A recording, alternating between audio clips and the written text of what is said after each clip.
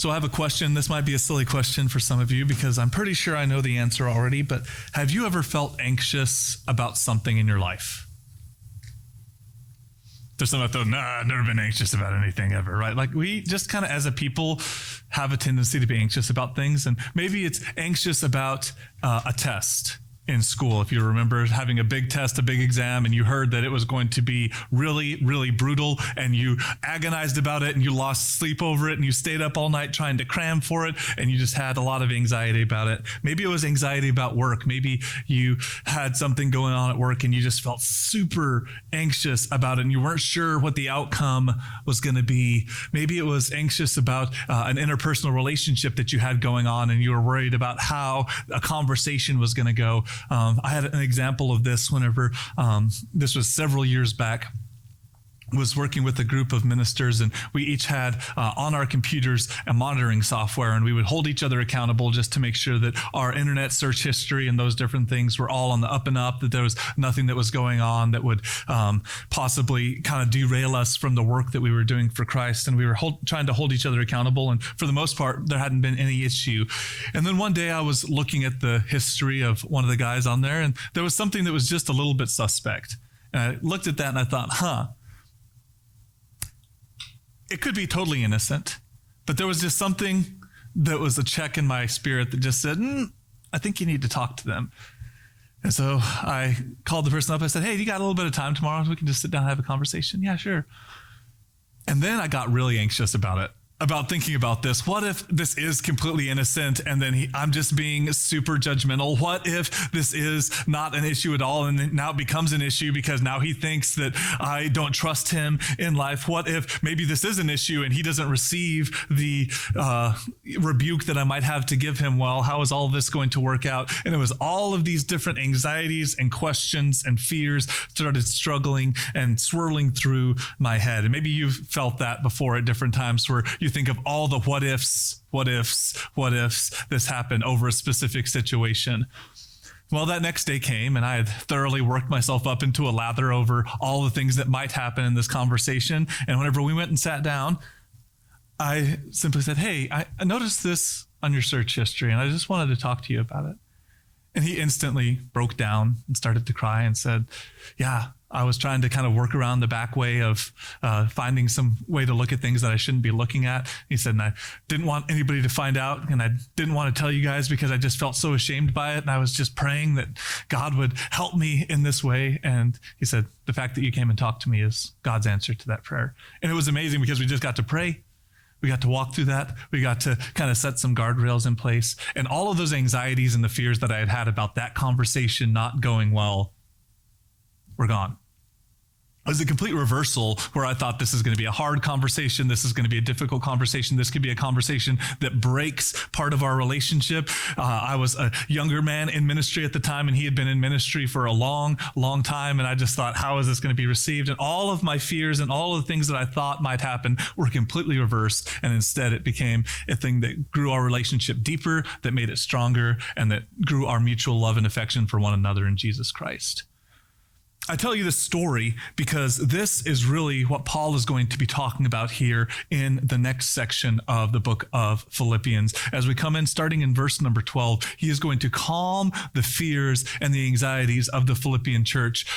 We have talked about a little bit the background of Philippians, that Paul is in prison, most likely under house arrest in Rome, and they have sent to him a brother, Epaphroditus, to go up there and to deliver to him some support and some help. They're worried about Paul in prison, and they're also not just worried about Paul and his well-being, but they're also worried about the advance of the gospel. How is this going to affect everything that's going on? How is this going to affect the spread of the gospel? Is all of this now going to come to a screeching halt because Paul is now in prison? And Paul reverses the script on them. And he's saying, your anxiety tells you that the gospel is not going to go forth, that I'm going to come to some horrible end, that I'm not being taken care of, that none of these things are going to work out.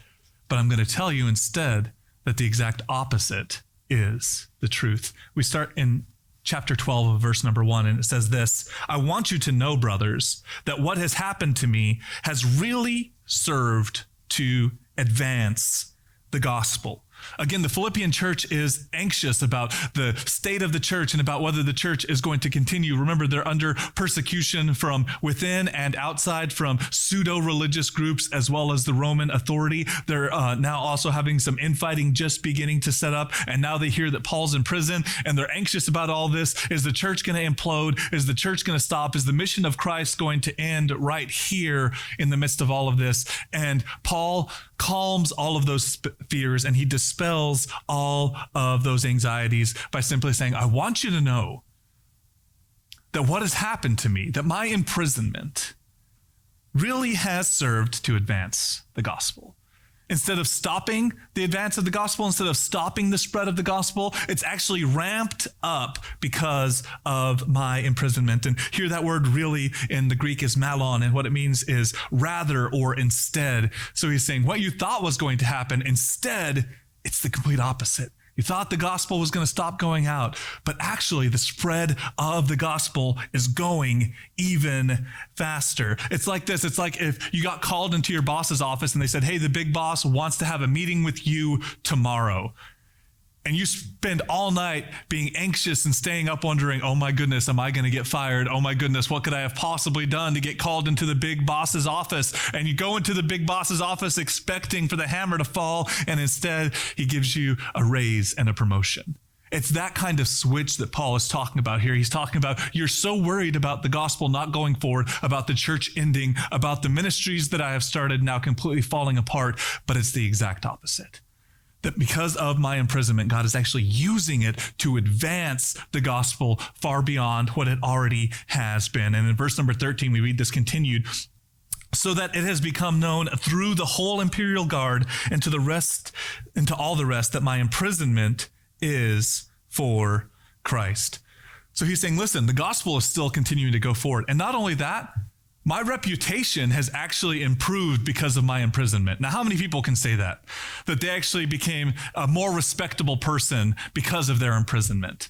Like very few people, right? Most people would say, hey, I got thrown in prison and I lost all credibility with all people. But what Paul is saying here, he's saying, no, actually Christ has used my imprisonment, the fact that I have been thrown into jail, to even improve my reputation and the reputation of the gospel among the imperial guard of the Roman soldiers. And we see this because if we look in the book of Acts, as we're reading through Paul's different missionary journeys and his travels, in Acts chapter 18, it tells us that one of the accusations that was levied against Paul was that he was an apostate Jew, that he was letting these Gentiles into the parts of the temple that they were not supposed to be in, that he had left the Jewish calling, and so that he was a religious rebel, as well as in Acts chapter 16, we see that he was accused of stirring up civil unrest, that he was a rabble rouser, that he was a rebel himself against the Roman government. These were the charges that were levied against him, and these were the accusations that people had brought. So by and large, Roman soldiers and those who were working for the imperial guard thought, oh,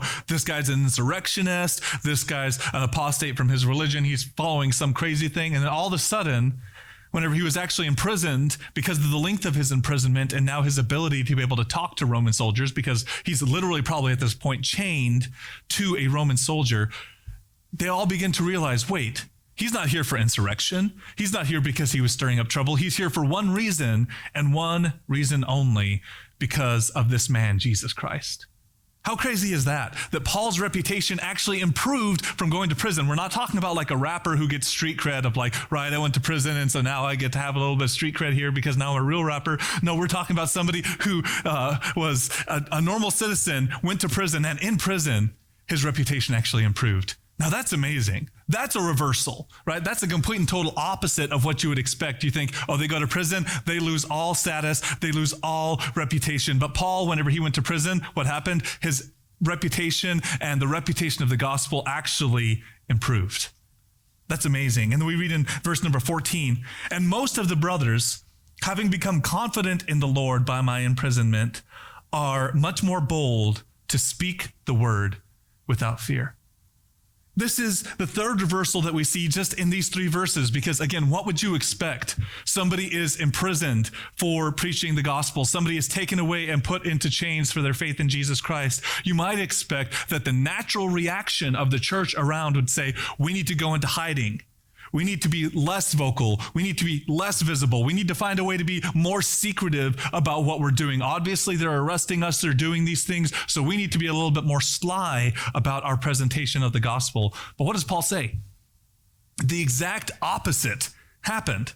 Instead of people becoming more fearful and hiding the gospel light, they became more bold and emboldened by his imprisonment to begin to preach the gospel all the more.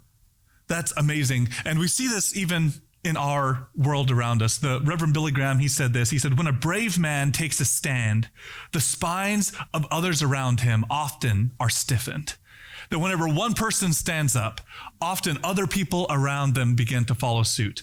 I think about the story of Roger Bannister. I don't know if you've ever heard of Roger Bannister. He was an English track athlete, and he was the first man ever to break the 4-minute mile. Up until the time where Roger Bannister broke the 4-minute mile, literally they believed it was impossible. In fact, many medical doctors said, you will die. Your heart will explode if you run that fast. If you try to break the 4-minute mile, you're just going to die on the spot. It is physically impossible for a human to run that fast. And in 1956, Roger Bannister was the first man ever to break the 4-minute mile mark.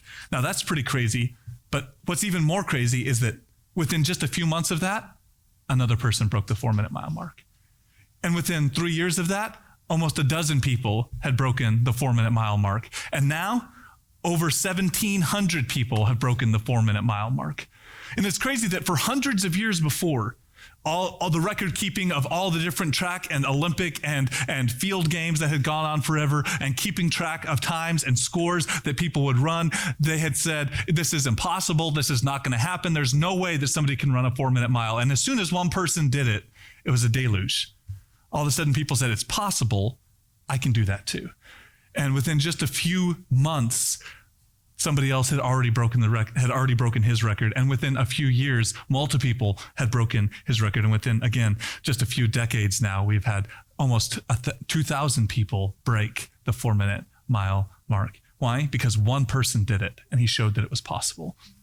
And that's what Paul is saying here, is that by his imprisonment, by going to prison, by suffering and enduring these things, others were becoming emboldened. Instead of saying, oh, Paul got arrested, we need to be more careful, we need to be less vocal, we need to be more quiet. No, instead, Paul got arrested, we need to be bolder. We need to be braver. We need to be more vocal about the truth of the gospel. If Paul can endure prison, we can endure it too. If he can do it and make a stand for the Lord Jesus Christ, then so can we. And so here in just the first few verses of this chapter, Paul is saying that the outcome of his imprisonment is, instead of less opportunity for the gospel is spreading at an increased rate. Instead of gaining a bad reputation, Paul's reputation and the reputation of the gospel throughout the Roman Empire and even the imperial guard itself has improved. And instead of causing fear and panic among the believers in Rome and elsewhere, it caused increased boldness and passion for spreading the gospel. Talk about a reversal. In all of these different areas, the things that the Philippian church, and I'm sure other people as well, were afraid was going to happen if Paul was imprisoned, or possibly if Paul was killed, what was going to happen to this movement that was called the church. He said, all those things that you are worried about, God is bringing about the exact opposite of them. Where you think there should be fear, he's bringing boldness. Where you think there will be a bad reputation, there is a good reputation. Where you think that the gospel will cease, instead, the gospel is spreading all the more. And it's amazing, because isn't that the message of the gospel in the first place? That what seems like defeat is often victory. That what seems like a loss is a win. Because we know in the gospel story that as Jesus is going to the cross, it seems like it is a loss. It seems like Team God is going to take the L on this one, because he's going to the cross. The Son of God is going to be crucified. The people who are closest to him have now abandoned him and are hiding in a room, terrified and scared that the Roman authorities are going to be coming for him next. The Pharisees and the Sadducees, who are jealous and envious of Christ, are the ones who seem like they're winning the day. Barabbas, who is an insurrectionist and a rabble-rouser, has gone free, while the perfect Son of God is going to the cross. He is hanging there, he is bleeding, he is dying. They take him from the cross and they lay him in a cold tomb. And 4 days, it seems like all is lost. It seems like the L is completely embossed into the record book and that there will be no win. But instead, on the third day, what happens? A complete and total reversal. That's the story of the gospel, that what looked like defeat became the ultimate victory, that what looked like failure became the ultimate success, that Christ overcame death, hell, and the grave by what looked like loss. And Paul is saying the same thing here about the spread of the gospel. He's saying that the church that Christ is building, that the gospel that is going out, there's going to be times where it seems like things are breaking down. There's going to be times where it seems like things aren't going well. There's going to be times where we ask, is this even feasible? Is this even viable? What does the future look like? But the truth of the gospel reminds us that it is a upside down, reversing type of message, that what seems like loss, God often turns into victory, that what seems like defeat, God uses for the good of his people. And we see this continue even in verse 15 as we go on. Some indeed preach Christ from envy and rivalry, but others from a good will. The latter do it out of love, knowing that I am put here in defense of the gospel. The former proclaim Christ out of selfish ambition, not sincerely, but thinking to afflict me in my imprisonment. What then? Only that in every way, whether in pretense or in truth, Christ is proclaimed, and in that I rejoice. Yes, and I will rejoice. Now, in this passage of scripture, you can see it's a little bit unclear on who Paul is talking about. In fact, it's very unclear. We don't have a lot of definitive pieces of information to put together and say, Paul is talking about this specific group of people. And there's a bunch of different thoughts out there about who this group of people who are preaching the gospel out of rivalry and selfish ambition might have been. I'm just going to share with you briefly a little bit of what I think is the most compelling answer. If we remember in the book of 2 Corinthians, one of the things that Paul was fighting against were those who would call themselves super apostles. Those who said that we are holier, we are better, we have more power, we have more eloquent speech than these other apostles like Paul, who's running around out there just preaching Christ and him crucified. No, we're eloquent. We're the ones who have the authority. We're the ones who have the power. And indeed, the Corinthian church began to ask Paul, what are your credentials? Because these super apostles seem pretty impressive. And the things that they're saying are pretty well worded, the way that they're putting things together. Like, yeah, these were the televangelists, the mega church pastors of the day who had this huge platform, and they said, look at us, look at us, look at us. And Paul reminds the Corinthian church that he came to them not in great wisdom or strength of speech, but he came to them endeavoring to know nothing but Christ and him crucified. And it seems like this might be the same group that he's talking about here, that there's a group of people who indeed are preaching the gospel, and it's the true gospel, not like the Judaizers who are preaching a false gospel that you have to follow the law completely if you want to be a Christian. It seems like what they're preaching is a true gospel, but it's the heart that they're preaching it with that's wrong. That they're preaching the gospel in order to advance themselves, in order to self-aggrandize themselves, in order to platform and to say, look at how amazing we are. And hearing that Paul is in prison, they think, well, if we preach the gospel even more, maybe we get the side benefit of also afflicting Paul. Maybe we can also make him suffer just a little bit more if the gospel goes forward, because then the Roman authorities will be like, oh, this guy and his teachings, look at how many people are adhering to the gospel message. Obviously, this guy is the problem. Let's make him suffer a little bit more. We know that whoever Paul was talking about here did not have the right heart after the Lord. They weren't spreading the gospel for the right ways and for the right reasons. This is something many of us can identify with in our lives today, right? As we see the different churches across even just here our American landscape, we can say that sometimes there are churches where it just seems like the people who are preaching, the people who are teaching there, seem to be doing it from kind of narcissistic tendencies. It seems like they just want a following of people, like they're just doing these things to give themselves a platform. Like what they really care about is themselves, and they're utilizing the gospel to give themselves more of a platform instead of the opposite way. Instead of making the gospel great through themselves, they want to make themselves great through the gospel. And I think that that is something that we see a lot in our world today. We can see people that we can say, it doesn't seem like their heart is in this. It doesn't seem like they're doing this for the right reasons. And Paul is addressing this here. And I think he would say the same thing to us too, as he said, you know what? These people, they may have a rotten heart. These people, they may be doing this for all the wrong reasons, for selfish ambition. And you want me to get riled up about that. And I'm sure there's plenty to be riled up about. He said, but think about this. If they're actually preaching the gospel and they're doing it from a wrong heart, are people still hearing the gospel? He's saying, yeah. And you know what? Those people who truly hear the gospel and those people who truly believe what's going to happen, they're going to be indwelt with the Holy Spirit of the living God, and he's going to lead them into all truth. And we see this happen all the time, that people say, yeah, I went to this church or this group or this whatever for a long time, and then all of a sudden one day I really understood the gospel and I realized I couldn't be here anymore and I had to leave and I had to go find someplace else. You may have friends who have a similar story to that, and we see that that's what Paul is saying. He's like, listen, these people are preaching the gospel out of selfish ambition and out of rivalry. They're trying to make my life more difficult. They're saying, look how many more followers we have than Paul. Look how much better we are than Paul. We're not in prison. Paul's in prison. That means he's not holy enough to be able to be kept safe and out of prison. And so they were trying to be able to put Paul down and make themselves great because of his misfortune. But what did Paul say? I will rejoice because the gospel is going out, because God can use even bad motives to be able to accomplish good purposes. Again, it's that reversal that he's saying. He's saying it looks like these people who are becoming rich, who are becoming popular, who are growing their platform, and we just are so sick because we know that their heart and their motives and their intentions are not right. He's saying, joke's on them, because God's using even their wrong motives. God's using even their bad manner of life. God's using even their selfish ambition to advance the gospel. That's amazing. That God can use even the worst things and even the things in life that we're just like, how could God possibly redeem somebody who is doing this kind of thing out of selfish ambition? But God somehow manages to push the gospel deeper into people's hearts and to continue to change lives, even through the preaching of people who were very, very, very flawed. And as we continue here, we get to now verse number 19. For I know that through your prayers and the help of the Spirit of Jesus Christ, this will turn out for my deliverance.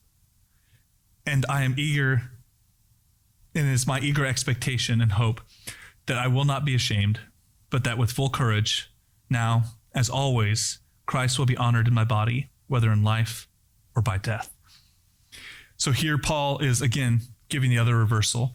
He's saying that they're seeking my harm here. They're seeking my further torment. They're seeking that I might get into more trouble because of what they're doing. And yet he's saying that because of the prayers of God's people, because of the Spirit of Jesus Christ, it's actually going to turn out for his good in one way or the other. It's going to turn out for his good, whether he remains in prison, whether he's released, or whether he is killed. Somehow God is using even the evil intentions of these people for the good of his people. Man, that's such a comforting reminder for us whenever we see people with bad intentions and bad hearts and oftentimes even bad actions all throughout not only the world, but also the church, and wondering, God, do you see this? God, how is this in any way working for the good of your people? And here, I'm sure the Philippian church was asking the same thing, knowing that there were these people out there who were hoping that Paul would be further pressed down and further oppressed in his imprisonment, that Paul would be further punished and hurt and harmed because of their words. And instead, Paul says, it's actually for my good. It's actually for your good. It's actually for the good of the gospel. I can believe that all of these things that are happening around us, God is actually using them for his mission. Do we believe that in our lives? Whenever we look at the state of the world around us, whenever we see things that are obviously, blatantly wrong, do we believe, hey, even those things, God is somehow in his infinite wisdom, by his hand of providence, working these things out for the good of his people and his world? Or more often than not, are we like the Philippian church and we're anxious about it, like, God, do you see this? Did this one slip by a little bit, God? Did you not notice this? Have you not been watching the news? Did your subscription to the Wall Street Journal run out? Did you not see any of these different things happening here on earth, God? Like, what's going on here?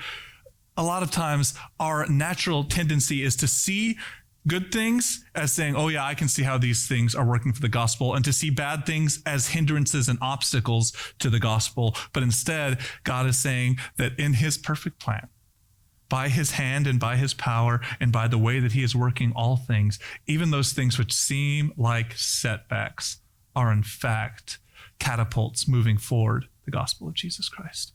We see this all throughout history. We could see this in Russia whenever the communist regime came in and they began to crack down on Christians. What happened? The church grew. We can look in places like Iraq and Iran right now, and we can say that those are places that are completely and totally under Muslim rule, that they have Muslim martial law and the Sharia law that are governing the different places. We can look all throughout the Middle East, and we could say, how could the gospel possibly flourish there? But where are the fastest growing churches in the world right now?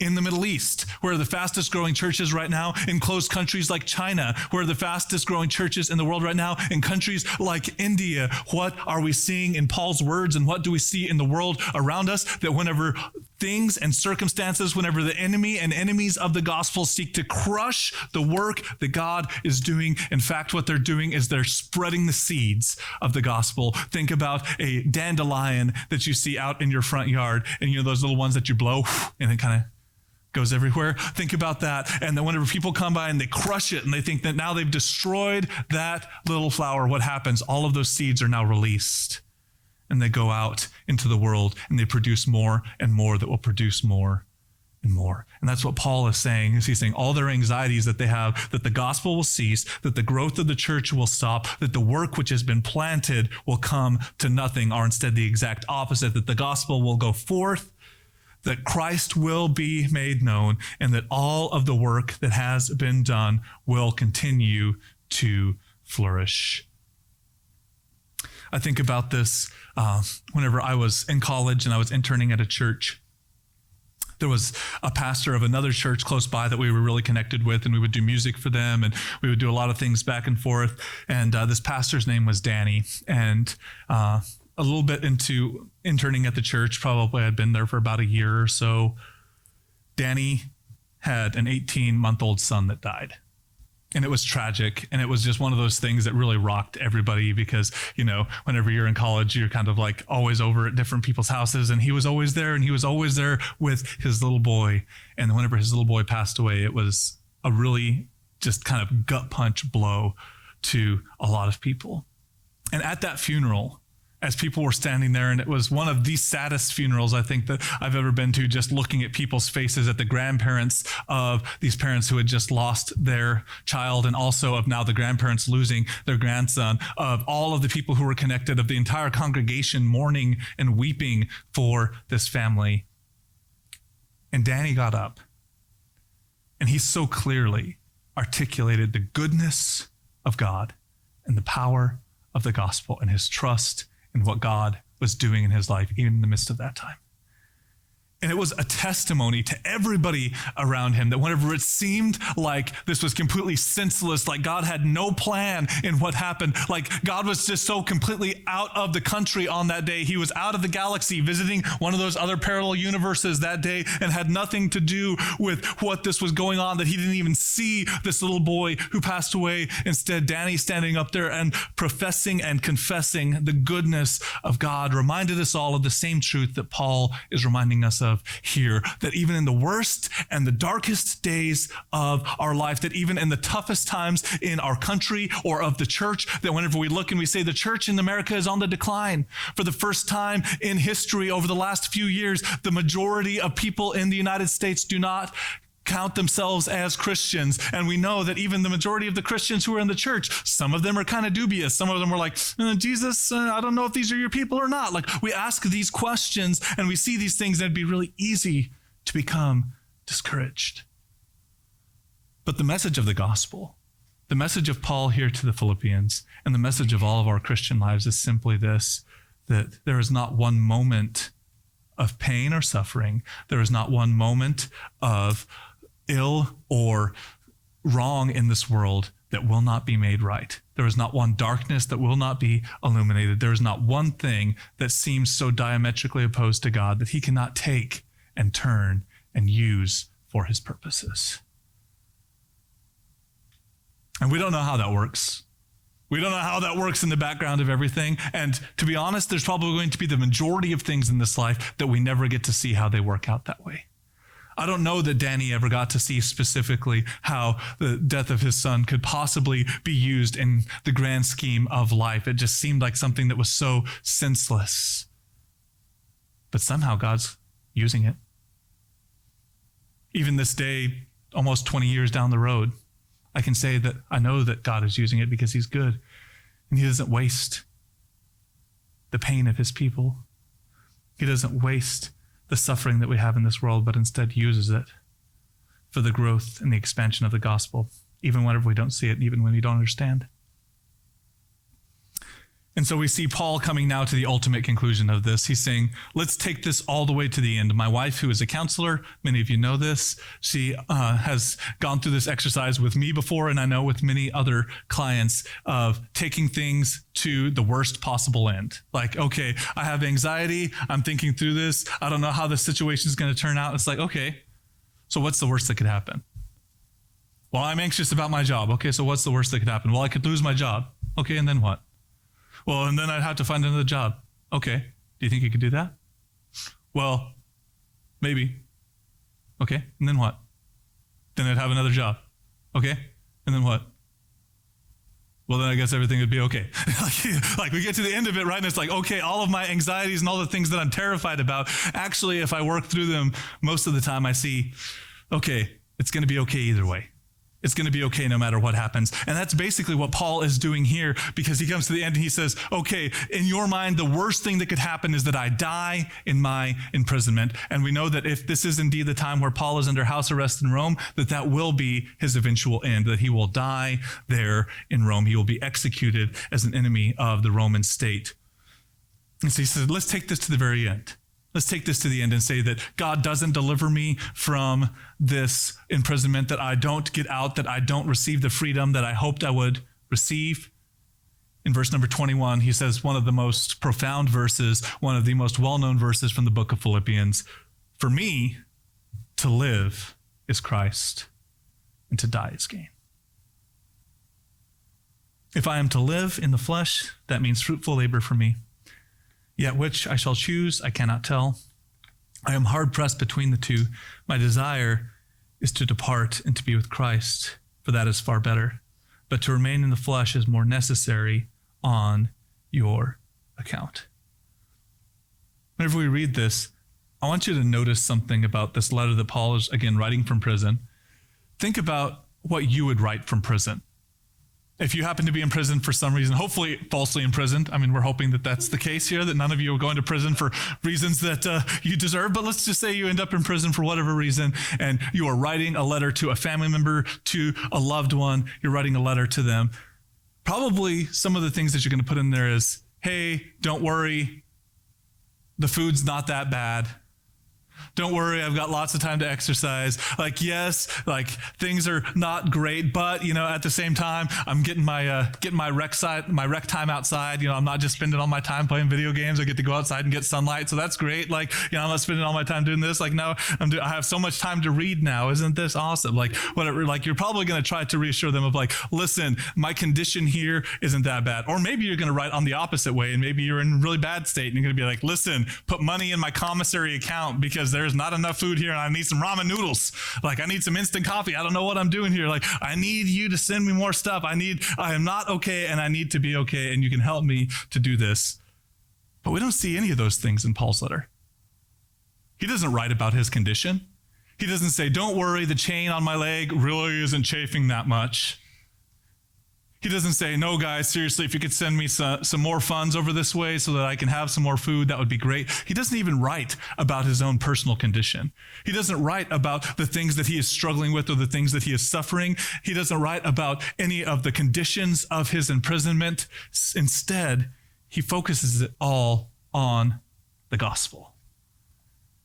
Even though they were very concerned about his personal state and his condition, that's why they sent Epaphroditus to him to say, go see how Paul is doing. Go see if he needs anything. Go see if we can help him in any way. And he says that those things are appreciated, but ultimately what he wants the focus to be is on the gospel of Jesus Christ. And that is the ultimate thing, that is what we have to keep our focus on, that is what should be ever before our eyes. Whenever we talked about the great Shema, we talked about writing it on our foreheads. And remember, they would carry around the little eyelets in between their foreheads forehead, the frontlet, to be able to carry the law of the Lord so that it would always be in front of their eyes. But Paul right here, what he's saying is, what I want to always be in front of you is the gospel. It's the gospel. It's the gospel. And so it doesn't really matter if my imprisonment is hard and I don't have enough food and I'm cold and I'm going nights without provision. What matters is the gospel going forward. And what I'm going to write to you about is not, hey, it's not that bad. Don't worry. Prison, actually kind of like a country club. If you get to go to federal prison, not so bad, right? Like, he's not saying any of these things. He's not talking about his own personal condition. Instead, he's talking about his conviction in all of life. Not just in this momentary time while he will be in prison, but in all of life, in the lives of all believers, that Christ will be victorious. That Christ is going to work all things out, that whether here on this earth or in eternity, Christ has set so that all things would be made right. And even as we look in the book of Revelation and we see that one day all things will be made new, we see that Paul here is pointing them not to his momentary and temporary struggles and afflictions. He's pointing them to the ultimate understanding of Christ. And not only that, but he's telling them something very important here. He's saying, listen, I don't know if it's better for me to just go ahead and die and go home and be home with the Lord, or if it's better for me to be here with you. And I don't think what Paul here is hoping for is death. He's like, listen, guys, I really wish I could rather die instead of being alive, but I guess I'm going to stay alive for you guys. I think what he's doing here is he's trying to show his love and his preference for the Philippian church. Like, hey, listen, even if I could choose, if I had the choice right now and God came down and he said, choose, you can be alive and you can help the Philippian church, or you can die and you can come home and be with me. Which one do you want?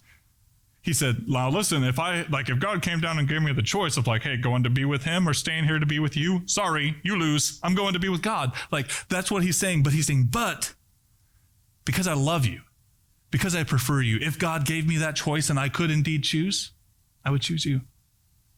And we see this as Paul continues in chapter 2, a little later on in verse number 3. He's going to commend the Philippian church that they would live lives the same way. Not about my personal needs, not about my own selfish ambition, not about what I think I need, but instead what is best for others. As we read in Philippians chapter 2, verse number 3, it says, do nothing from selfish ambition or vain conceit, but in humility count others more significant than yourselves. Let each of you look not only to his own interests, but also to the interests of others. And I think that's what Paul is saying here whenever he's saying to live is Christ, to die is gain. Listen, it doesn't matter what the outcome of this is. God's going to ultimately use it somehow in his grand scheme of things. And I don't know how that all works out, and I don't know what that looks like. But somehow in the grand scheme of things, God is going to use this for the good of his people, the advancement of the gospel, and the glory of his name. And he's saying, listen, and even if I could choose right now, even if God came down and said, choice A, choice B, do you want to come home and be with me right now? Do you want to stay with these crazy people down here? He said, I would choose you, because there's a principle here of loving your neighbor and loving them well, of loving other people sacrificially. And so that's what he's saying. He's saying, look, if I could choose, even if I had the choice, yeah, I'd probably rather go home to be with the Lord, but I would choose to remain with you.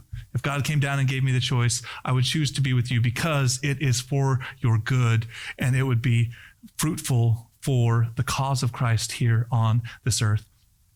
Paul is saying that if he could have it his way, he would stay and be an encouragement to the Philippian church. But even if it doesn't turn out that way, even if it doesn't work out, even if indeed, which we know will happen, this imprisonment ends up being the end of his life, the outcome is the same. Christ is glorified, his people are uplifted, and the gospel will go forth unimpeded, because that is what God has said would happen.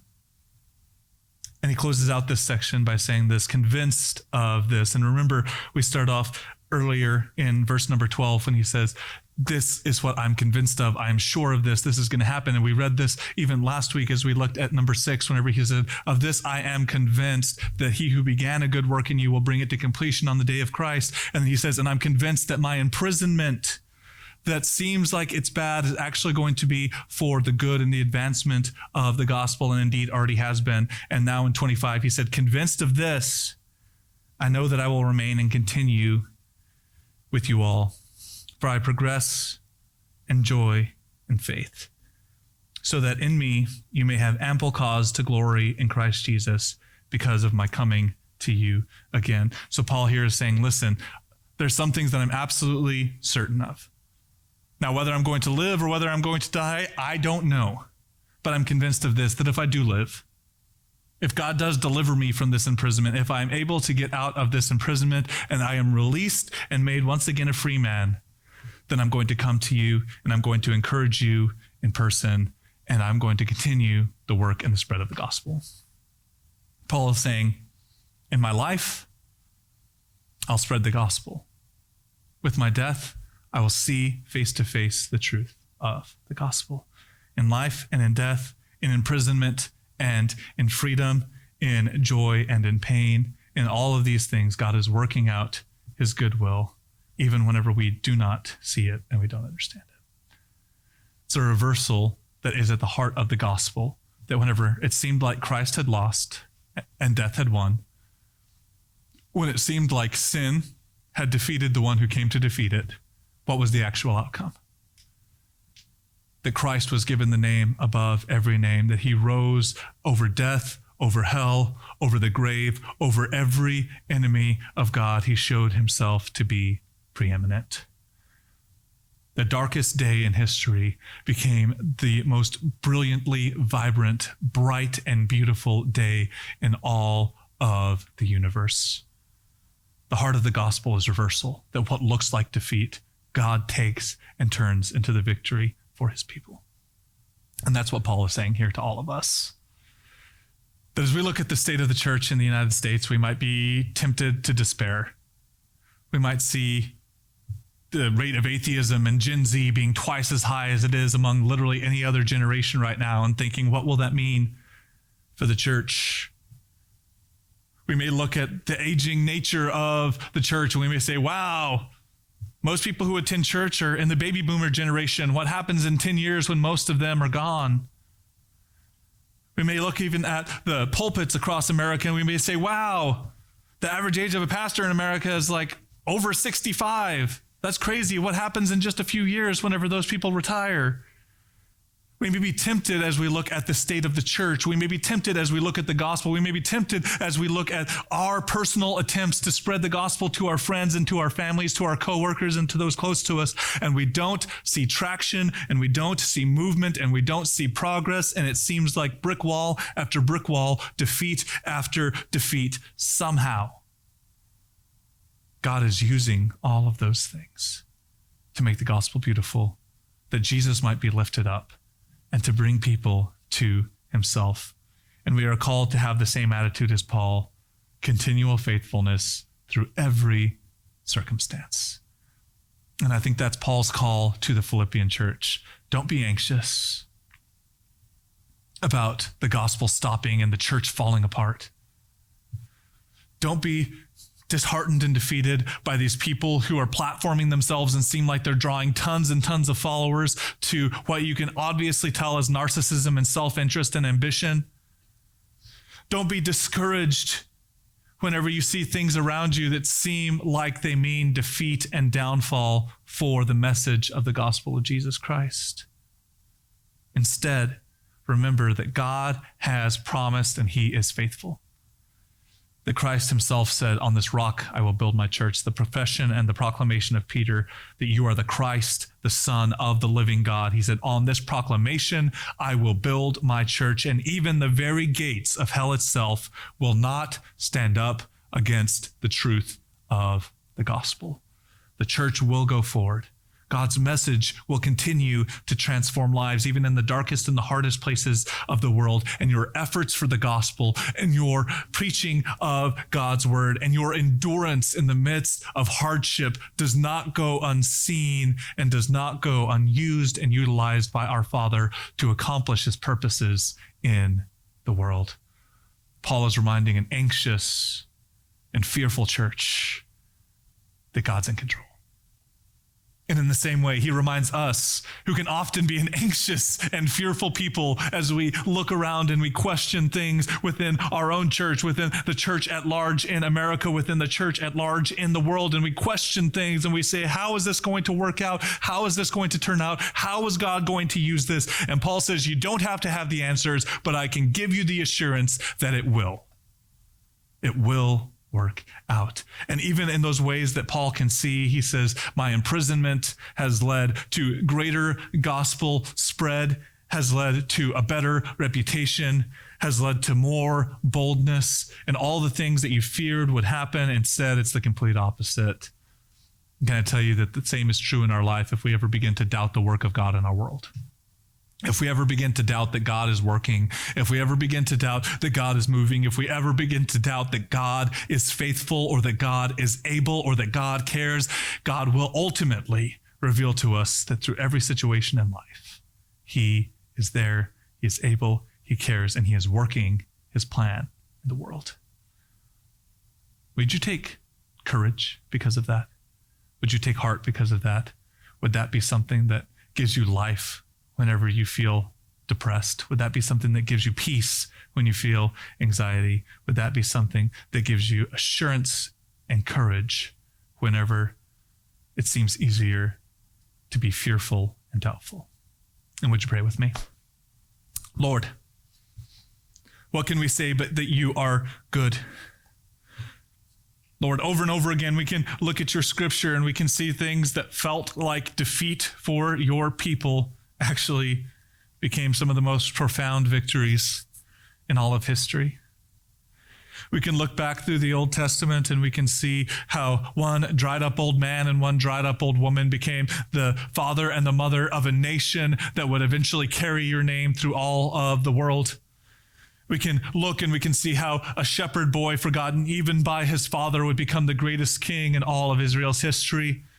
We can look and we can see Jesus Christ, who came into an empire that was the greatest ever in the then known world, and he came as the lowest class and the most lowly and unsuspecting and unknown person possible. That instead of being in wealth and opulence, he came to poverty. Instead of being to notoriety, he came to obscurity. Instead of gaining the trust and the influence of the governing authorities and of the Pharisees and of the Sadducees, instead he earned their hate and derision.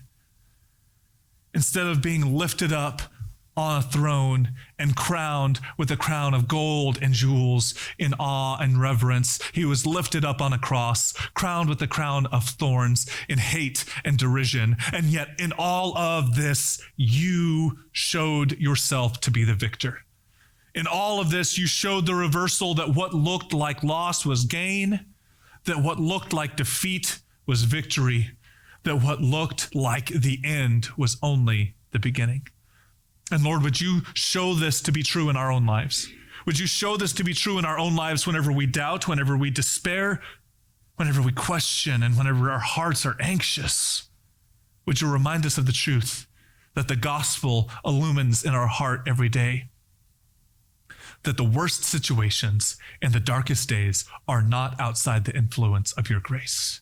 And indeed, you turn them all for the good of your people, the glory of your name, and the salvation of those who have yet to come to you.